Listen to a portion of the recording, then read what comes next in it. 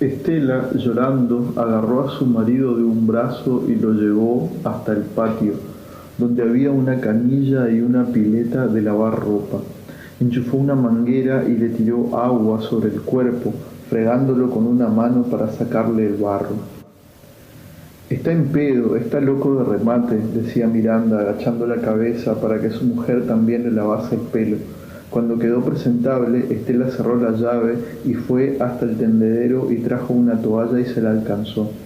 Él se secó un poco el cabello, que le chorreaba, después se puso la toalla en el cuello. Con los pantalones y el torso mojados, en patas, como había salido de la cama, se fue con tranco largo hasta donde había quedado el cuerpo del galgo. Lo miró desde lo alto, con las manos en la cintura. Qué macana, pobrecito, pobre viejito, qué mala pata. Estela se acercó y lo abrazó por la espalda. Fui yo, Miranda, dijo. Él se dio la vuelta y de un salto como si hubiese picado una víbora. ¿Qué decís? Que le maté yo. La mujer se cubrió la cara con las manos y se echó a llorar. ¿Qué estás diciendo, Estela? Fui yo, no te podía ver más sufrir así por ese animal. Miranda meneó la cabeza y se pasó la punta de la toalla por la cara. Perdóname, pensé que así se terminaría todo esto de una vez. No sé por qué se me dio por pensar algo así. Fue un impulso. Estela, vos no lo conocés a Tamay. No dijo nada más. Se puso en cuclillas y soltó el collar y la cadena. Levantó al perro en sus brazos y empezó a caminar hacia el fondo. Rodeó una pila de ladrillos y siguió hasta el límite del terreno. Depositó al galgo sobre unos pastos y lo acarició. Volvió a mover la cabeza, apenado. Desanduvo su camino, buscó una pala, volvió al fondo y se puso a cavar. Estela lo miró de lejos, no se animaba a acercarse. La espalda encorvada del marido brillaba al sol que ya estaba picante. La pierna empujaba con fuerza la herramienta y sacaba bocados de tierra que iba dejando a un lado. Cuando el pozo fue lo suficientemente hondo, agarró el cuerpo por sus cuatro patas y lo tendió adentro del agujero. Volvió a echar la tierra, después aplastó la superficie con el ancho de la pala y se sentó a descansar. Puso una mano sobre los terrones frescos como si la estuviese apoyando sobre el galgo. Cuando Celina lo vio venir a Tamay ahogó un grito y salió corriendo a su encuentro. «Pero Virgen Santa, ¿qué te pasó?» Él siguió de largo sin responderle. Fue hasta la canilla, llenó un balde con agua, lo levantó sobre su cabeza con los dos brazos y se lo tiró encima. Abrió la llave para volver a llenarlo. De golpe se echó a reír. Celina lo miraba sin entender demasiado. Estaba visto que se había agarrado a las trompadas con el vecino, pero ¿de qué se reía? «Pásame la esponja y el jabón y ayúdame con esto», dijo, todavía hipando por la risa.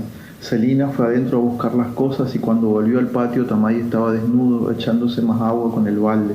Ella lo ayudó a limpiarse el barro, enjabonó el pelo hasta que quedó cubierto de una espuma percudida, se lo enjuagó vertiendo agua con un jarro, después trajo una toalla y empezó a secarlo, dando pequeños golpecitos en el cuerpo y frotando con fuerza el cuero cabelludo. Él, que se había sentado para facilitarle el trabajo, la agarró por la cintura y la puso sobre su falda. Ella le inspeccionó el tajito que tenía sobre el pomo. «Te voy a poner algo ahí, así se te cierra más rápido». Él dijo que sí y la abrazó. Celina sintió que se le humedecían los ojos y apoyó el mentón sobre el hombro de su esposo. Faltaba poco para que naciera su tercer hijo. Estaba tan agobiada que ni siquiera había pensado en los nombres y había acomodado la ropa. Por suerte tenía mucha que le había quedado de pajarito.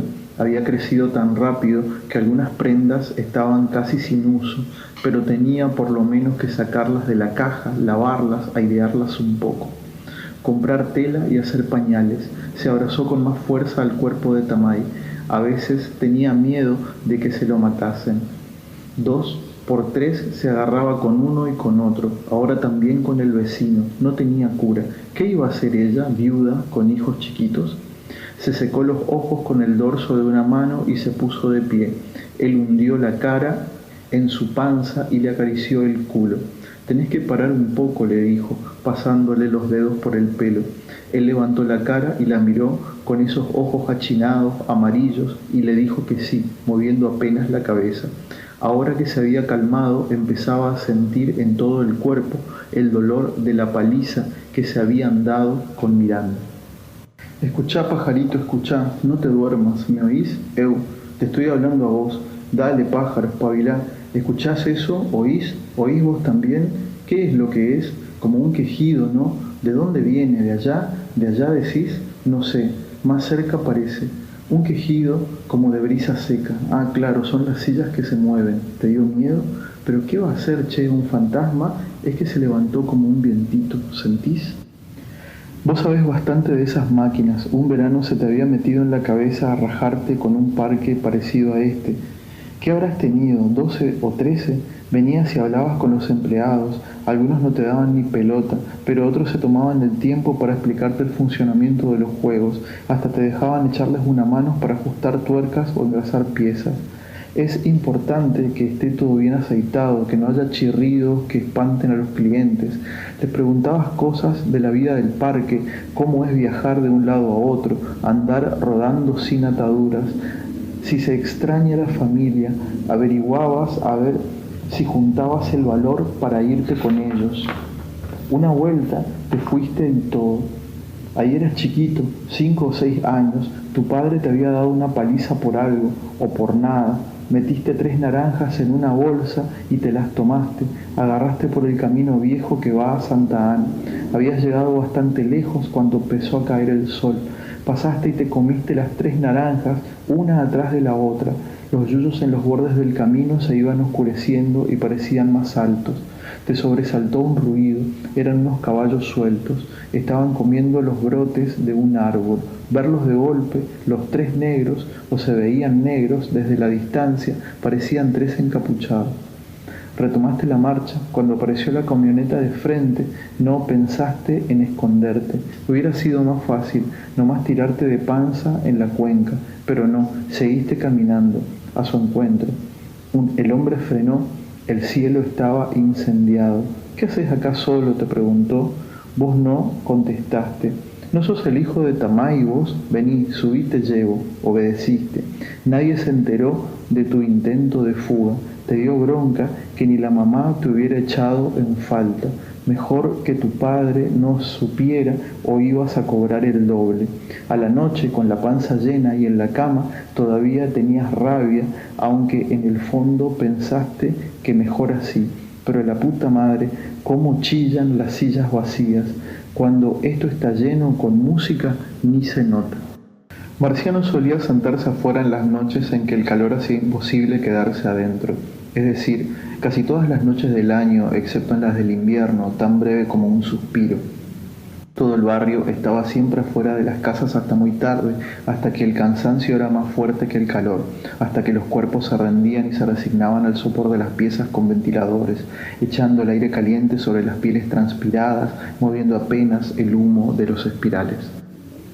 De chico estaba con los demás en la calle, parecía correr, saltar, andar en bicicleta, refrescaba más que quedarse quieto. Cazaba mariposas en los faroles de la calle o se metían en la oscuridad de los baldíos persiguiendo tacatacas. Las encerraban en frascos de vidrio y las ponían sobre la mesa de luz y se dormían escuchando el tac-tac que hacían los bichos cuando encendían sus diminutas linternas. De adolescente se juntaba con los compinches en alguna esquina a fumar, tomar cerveza y pavear con las changas que siempre andaban de 2 o 3, haciéndoles la pesada. Todos en short, en cueros y en patas, exhibiendo los cuerpos fibrosos, los pectorales y bíceps incipientes que empezaban a sacar a fuerza del trabajo bruto. A veces se quedaban en la casa hasta que alguno venía a buscarlo y lo convencía de ir al centro a jugar unos fichines. Se sentaba en una reposera con el grabador aparatoso que se compraba cada año, cada vez más grande, más lleno de luces y chirimbolos con los parlantes más potentes. Escuchaba cumbia santafesina y cuarteto, música que le conseguía un disc jockey del boliche que era amigo suyo. Fumaba y tomaba un porrón y le daba vueltas de nuevo la idea de irse a Entre Ríos. Se acordaba de la vez que había ido con su padre, el único viaje que llegaron a hacer juntos y el único viaje que él había hecho. Cerraba los ojos y volvía a ver el río, los árboles, las lomadas cubiertas de pasto. Volvía a sentir en la cara la frescura que venía de la masa de agua, el aire dulcemente envenenado por el perfume de las flores que crecían en la ribera. No sabía el nombre del sitio donde habían pasado esos días en compañía de Antonio. No le importaba, era Entre Ríos y Entre Ríos debía ser toda igual, acuática y verde. En esos momentos le agarraba una nostalgia y ponía la música al taco para que la mamá y los hermanos no sospecharan de su ánimo. Entonces se decía que antes de tomárselas a Entre Ríos tenía que vengar la muerte de su padre, aunque habían pasado unos cuantos años y el caso se había archivado unos pocos meses después del suceso, él no se olvidaba, lo tenía presente cada día de su vida. Después de la pelea con Miranda, Tamay pensó que había que poner paños fríos al menos por un tiempo. Se debían pelear cuerpo a cuerpo desde aquella lejana noche en el bar cuando los compinches los habían frenado. Estaba visto que los puños de los dos se habían estado buscando desde entonces y esa mañana se habían sacado el gusto. Miranda, tenía que reconocerlo, era buen peleador. A Tamay el esqueleto le había dolido por varios días. Después de todo, la cosa, el esquema de los sucesos, había sido bastante justo. Él le había robado un perro de carrera, se lo había arruinado. El otro se lo había matado. En el fondo no le importaba la muerte del animal. Sabía que a Miranda le había dolido más que a él, pero se había tomado la revancha y estaba bien. No le había gustado la manera en que Celina lo miró cuando le dijo que parase un poco, aunque a veces no se llevaban bien y se sentía preso en la ladrillería y hasta había pensado en largar todo y mandarse a mudar. Lo cierto es que la primera vez que tenía algo en la vida, tenía una familia. Él, que se había criado guacho, que había andado rondando de acá para allá, tenía una familia y un hombre de verdad tiene que cuidar de su familia. Decidió sentar cabeza, ya tenía 27 años y el tercer hijo venía en camino. La Celina era buena mujer y lo peor que podía pasarle a él era que decidiera volver con su padre. Si ella lo abandonaba, ese viejo de mierda le iba a ganar la partida y él no estaba dispuesto a perder. Avivar el antiguo rencor hacia el suegro enfrió la bronca con Miranda. Ya les iba a enseñar al viejo y a las argolludas de las hijas que Oscar Tamay valía más que ellos tres juntos. Por primera vez se sintió un hombre nuevo, alguien capaz de enderezar el rumbo de su vida y de hacer las cosas bien, y lo había descubierto solo. No había venido ningún pastor ni nadie del gobierno a decírselo. Su propio seso le había revelado la verdad. Los años que duró la conversación de Tamay fueron los más felices para Celina y los hijos. No fueron más de 3 años que pasaron rapidísimo, como siempre pasa con las cosas buenas. Apenas uno empieza a acostumbrarse y ¡zas! Pero progresaron bastante. Tamay demostró que no solo podía ser su propio patrón, sino su mejor empleado.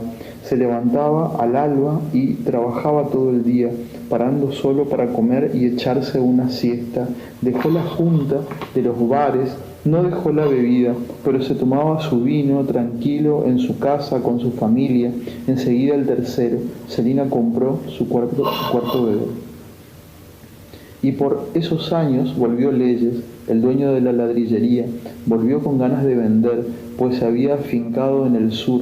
No vuelvo más a este infierno ahora que falleció mi mamá, dijo, y ellos pudieron comprar la propiedad gracias a lo que habían ahorrado al apuro de Leyes por desprenderse de todo y volver a la plataforma petrolera donde trabajaba.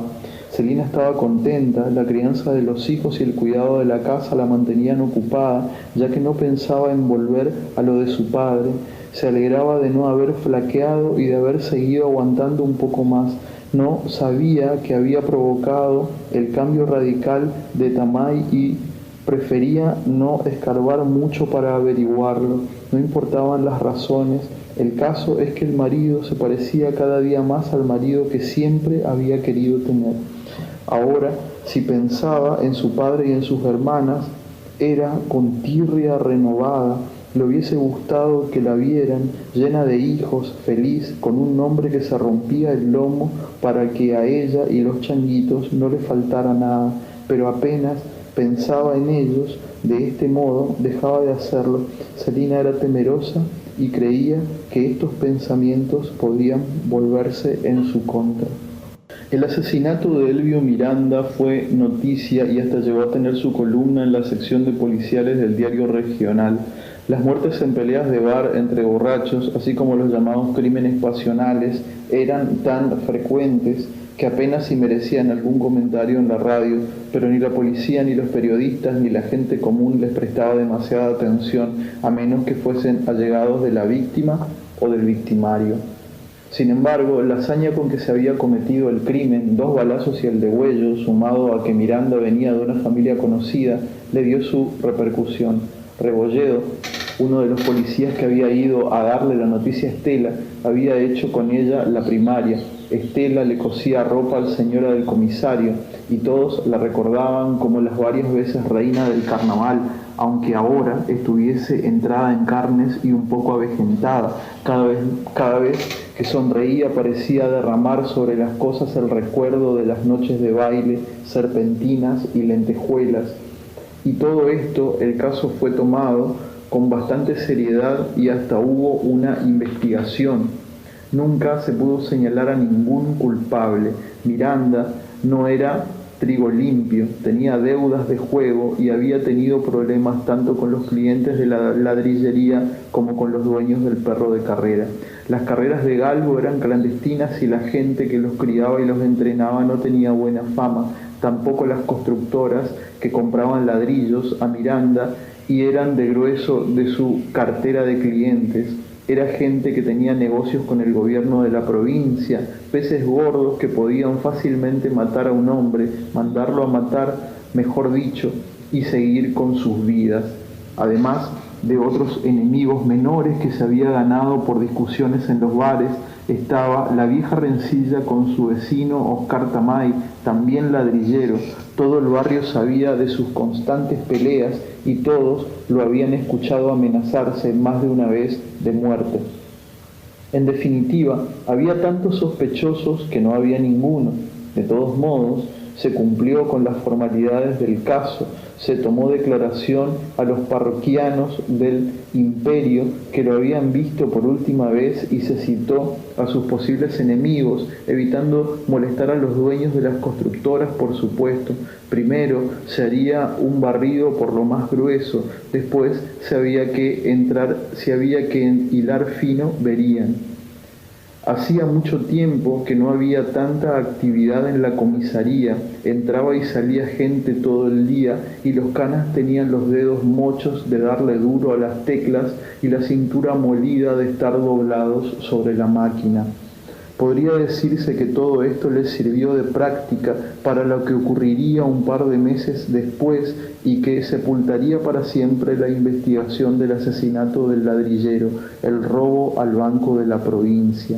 Un episodio digno de una película que se hablaría durante meses y que con el correr de los años seguiría siendo una de esas anécdotas de sobremesa que sacan a relucir cuando en cuando, siempre con algún aditamento nuevo.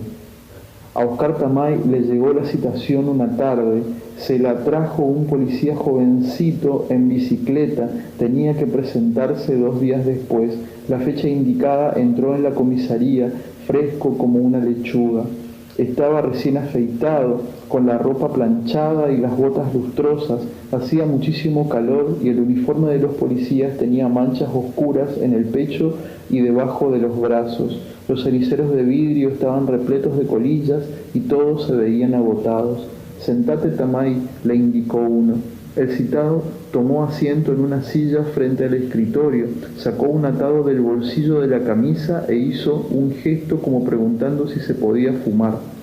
Por hacer buena letra nomás, porque la habitación estaba tan llena de humo que era evidente que podía hacerlo.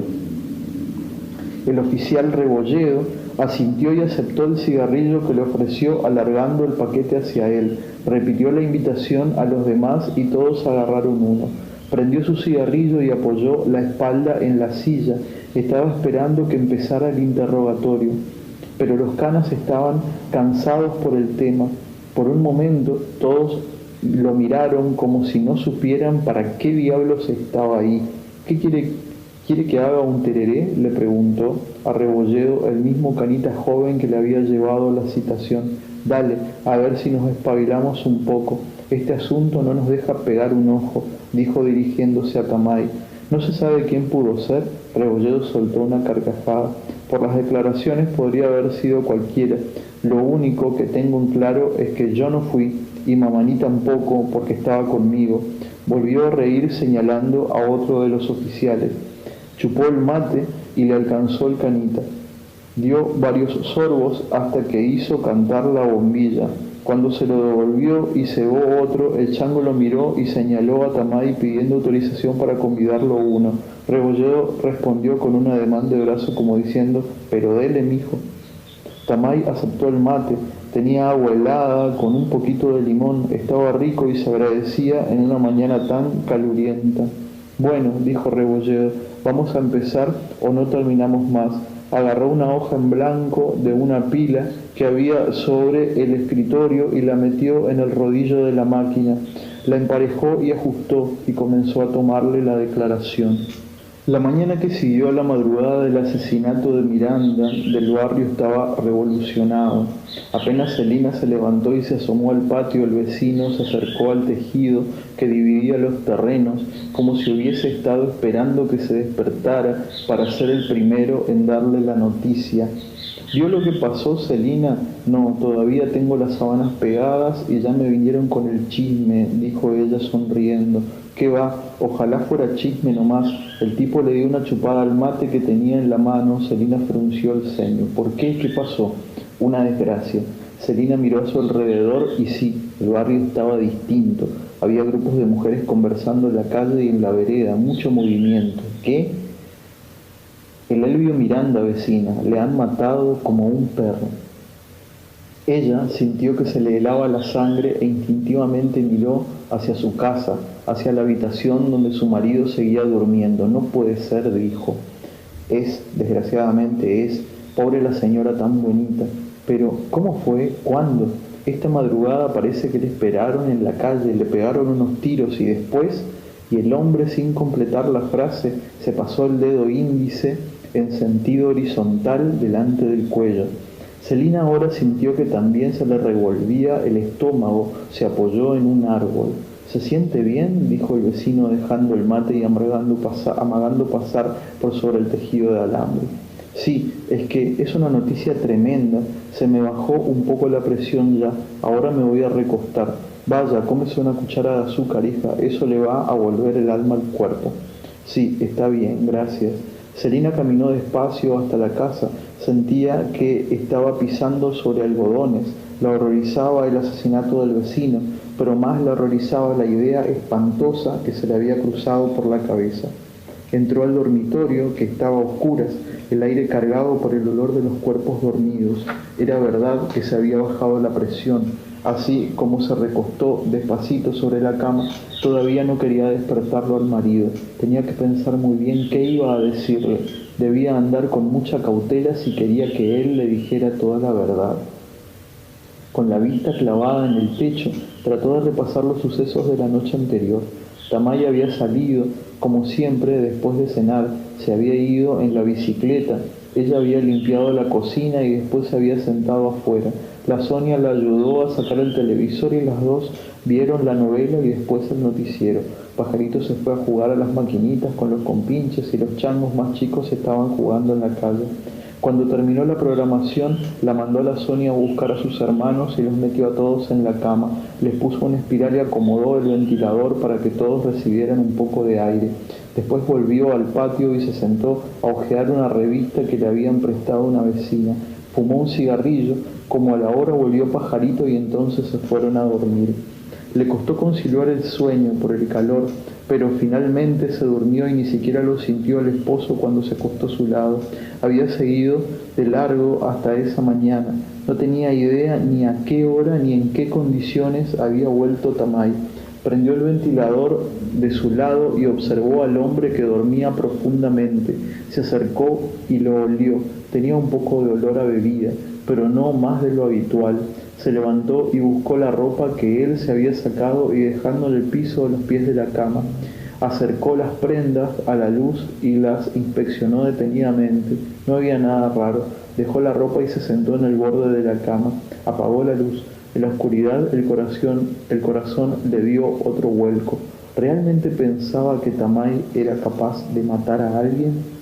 Marciano tuvo su primer hermanito cuando tenían 5 años. Estela, recordando a la vieja enfermera que le había atendido en el parto anterior, lo llamó Ángel, y el bebé hizo honor a su nombre, pues casi no se lo escuchaba. Más de una vez la madre tenía que levantarse de la máquina de coser e ir hasta la cuna y todavía inclinarse sobre él para comprobar si respiraba. Le gustaba que sus hijos fuesen bien distintos, aunque los dos fuesen varones. Marciano siempre había sido inquieto y llorón, y este era un verdadero angelito. En cuanto a Marciano, no sabía bien si lo quería o no. Antes echaba de menos no tener un hermano, porque todos los del barrio tenían uno y hasta varios. Él era el único y le dejaba poco de envidia que los otros tuviesen con quien jugar y hasta pelearse con él. En cambio, tenía que esperar que algún vecino se dignara a darle bola para cualquiera de las dos cosas, el juego o la pelea. Mientras el crío estuvo adentro de la panza, la llevó bastante bien. No sabía si era una nena o un varón, y aunque la mamá quería una hembrita, él secretamente esperaba que fuese un chango igual que él para compartir más cosas y poder enseñarle todo lo que iba aprendiendo. Tenía amigos con hermanos mayores y siempre hablaban de ellos con admiración, como si por el hecho de haber nacido antes fuesen más importantes. Sin embargo, de vez en cuando le agarraba algo adentro que no sabía explicar y pensaba que cuando su hermano naciera, él se iba a morir. Durante esos ratos sacaba todos los soldados, indios, autitos, todos los juguetes que tenía y los alineaba en el patio y después se echaba de panza y los miraba uno por uno como despidiéndose. Recién el día que fueron con el papá al hospital a conocer al hermanito, Marciano cayó en la cuenta de que ya no sería él solo en la casa y que eso no le gustaba. Apretó más fuerte la mano del papá apenas traspusieron el arco de la entrada al viejo edificio y empezaron a caminar por el suelo cubierto de piedritas. Más cuando entraron y sintió el olor a remedios y vio las paredes de azulejos. Otro poco más cuando transitaron el pasillo y desde las habitaciones con las puertas abiertas le llegó el sonido de toses y carrasperas, algún llanto de niño, el quejido de un viejo, y le enterró las uñitas cuando se cruzaron con la primera enfermera. Allí Miranda decidió llevarlo a UPA. Sí, que Marciano le rodeó el cuello con los brazos con tanta fuerza que casi lo ahorca. Tenía pánico al hospital. Cada vez que habían ido a ese lugar no había sido para nada bueno. Vacunas, jarabes, pinchazos y hasta un yeso en el brazo luego de una caída el año anterior. Todavía el recuerdo de la quebradura estaba demasiado fresco. Su hermano venía de ese sitio, no podía esperarse nada bueno. Los padres creyeron que con el tiempo Marciano iría sofocando los celos hacia su hermano, pero sus sentimientos se contradecían todo el tiempo. A veces sentía un amor incontrolable por el recién nacido y otras las mismas incontrolables ganas de arrojarlo contra el piso. A veces quería que creciera rápido para llevarlo al canal a pescar y otras que pareciera rápido para llevarlo al canal y ahogarlo. Al año y medio de Angelito, Estela tuvo a las mellizas y así, cartón lleno, decidió ligarse las trompas. La llegada de las nenas mejoró un poco la relación de Marciano y Ángel. De Marciano, en realidad, pues Ángel todavía era chiquito y lo único que tenía por su hermano eran sus sentimientos de amor incondicional. A la edad que tenía, 7 años, las mujeres, la peor peste para Marciano, así que le encontró el lado bueno a tener otro hermano varón, hacerle frente, ser 2 contra 2, no estar en desventaja. De todos modos, siempre andarían desencontrándose. Marciano quería a Angelito, pero adoptaba una actitud distante y severa hacia él, como si nunca estuviese conforme, como si siempre esperara más del chango, y Angelito todo el tiempo intentaba caerle en gracia y terminaba desconcertado por las reacciones de su hermano mayor. Con la muerte de Miranda, la distancia se acrecentó. Mariano sentía que él debía ocupar el lugar de su padre y la severidad natural con que trataba a su hermano se hizo más honda, como si de él, un niño de solo 12 años, aprendiera el futuro del otro. 3 horas después de haber entrado a la oficina donde le tomaron la declaración, Tamay volvió a poner el pie en la calle polvorienta, abrazada por el sol del mediodía. Prendió un cigarrillo y caminó buscando la sombra petiza de las pasas de buey que crecían en la vereda. Las copas estaban cargadas de flores blancas. La muerte de su rival de todos esos años lo había desconcertado. Nunca había imaginado un final así. La muerte del otro lo hizo tomar conciencia de su propia muerte. Ahora veía más probable un final violento. Aunque los dos se habían amenazado infinidad de veces, nunca había estado en su ánimo asesinar a Miranda y creía que su vecino tampoco hubiese sido capaz de matarlo a él. Quizás alguna vez, en esos momentos en que el odio lo enceguecía, había pensado en verlo muerto, pero ahora que había sucedido le parecía una mala jugada, algo que el destino le había hecho a él, aunque el muerto fuese otro. Su vieja inquina con Miranda era una reafirmación de sí mismo. Las malas pasadas que se iban jugando a la vuelta le ponían sal a su vida. ¿Qué iba a hacer ahora que se había quedado solo? La policía insistió más por formalidad que por convencimiento verdadero, en los testimonios de los vecinos que lo ponían a Tamay en la lista de sospechosos, frente a la mirada enrojecida del cansancio de Rebolledo y a los bostezos de los demás oficiales, tuvo que rememorar las veces en que Miranda y él tuvieron una disputa, o casi todas eran tantas que se la mezclaban.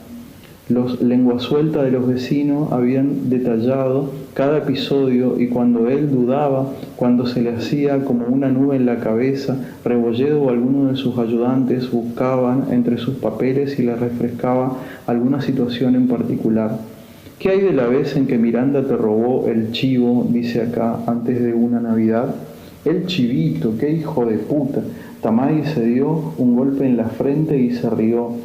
Ese cascarria de Miranda había esperado que él matase y cuerease al chivito hasta que lo adobara, si se acordaba bien.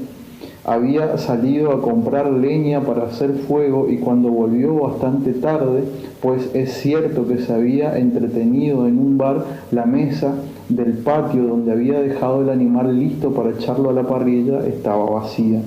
Desde la otra punta de la cuadra le había llegado el olorcito de la carne que empezaba a asarse, sí, justito antes de Navidad.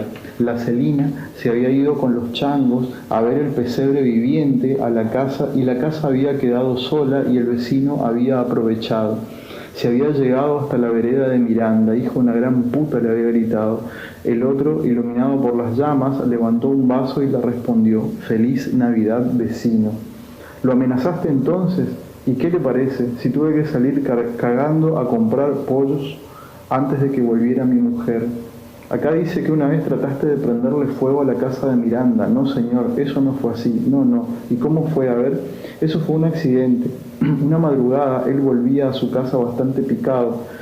No va que pasa por enfrente de su vecino y ve que el otro había estado quemando ladrillos. Quedaban algunas llamitas moribundas. Ese verano había una seca espantosa. En el fondo, Miranda tenía varios metros de pasto reseco. Tamay pensó en darle un susto, prendería fuego a los pastos y cuando hubiesen agarrado llama, daría voz a la alarma y se quedaría en la calle viendo cómo el otro salía en calzones a apagar el incendio. Se iba a reír de lo lindo. Y así como lo pensó, lo llevó a cabo. Pero resulta que Miranda estaba por ahí jugando al mus en el Imperio, o vaya a saber en dónde, y la señora se pegó un susto bárbaro y llamó a los bomberos.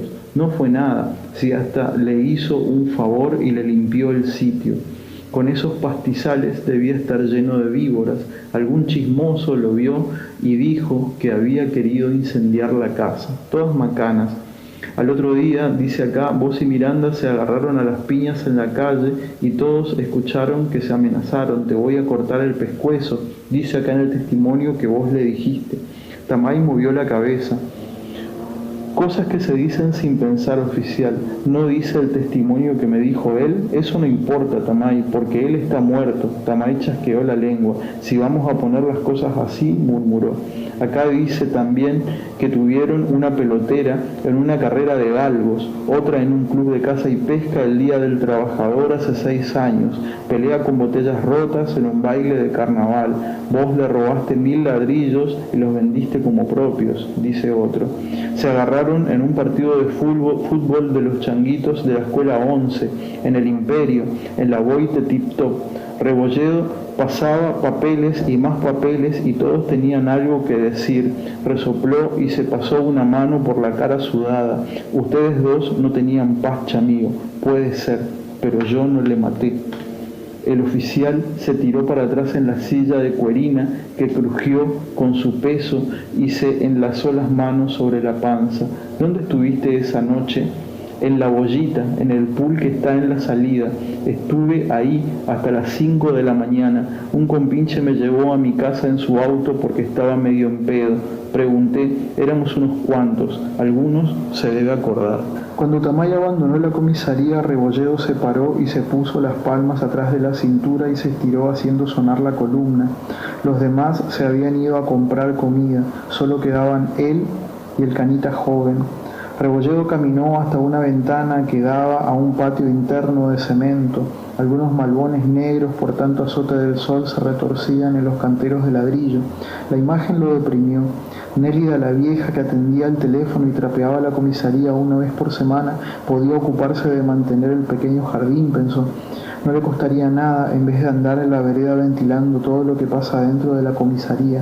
No costaría nada tener algunas plantas, un poco de verde, algo amable a la vista a través de esa ventana. Meneó la cabeza. ¿Usted piensa que fue él, señor? La voz quebrada del canita lo sobresaltó. ¿Eh? Si fue Tamay el que mató a Miranda. No, no creo. Pero lo que dicen los testimonios, siempre andaba buscando roña. Rebolledo se encogió de hombros. Puterío. No digo que no sea cierto todo lo que dijo, y está ahí en los documentos. Tamay tampoco lo negó. Pero no creo que haya sido él. Yo le conozco. Un montón de veces le trajimos acá por andar armando quilombo, pero no fue él. Tamay es un indio cascarria, pero no mataría a nadie de esa manera. Si me decís, fue una pelea en un bar, una puñalada en público, te creo. Pero así como le han matado a Miranda, no, señor. Caminó hasta el ventilador de pie, que hacía de refuerzo al de techo, lo trabó para que quedara fijo y puso la cara frente a las aspas. Andate enfrente y traete una coca. Después agarrá la lista de nombres que nos dio Tamay y llamalos para que vengan esta misma tarde. Sobre todo al dueño de la bollita y al compinche que dice que la arrimó en el auto. El canita asintió varias veces y salió con el tranco largo. Rebolledo cerró los ojos y el viento le fue secando la cara humedecida. Pobre Estela, pensó, se conocían desde chicos, habían ido juntos hasta el 5º grado, después él repitió y se quedó atrás. De jovencitos también le había arrastrado el ala, aunque quién no, era la chica más linda y simpática. Pero ella nunca le dio bola, siempre le salía con eso de la amistad y de conocer y de que nos conocemos desde que somos así. Sos como un primo para mí, esos golazos que dicen las mujeres cuando no quieren saber nada con uno. Él no era el mejor partido, pero a Estela le llovían candidatos, jóvenes, viejos, hasta ingenieros de las desmontadoras y gringos dueños de campos. Y no va que ella, de entre todos, se queda con Miranda. El Elvio siempre había sido pintón y entrador con las mujeres, pero mirá que ir a metejonearse justo con el Elvio Miranda, y mirá cómo terminó la cosa, pobre Estela, viuda y con los hijos chiquitos todavía.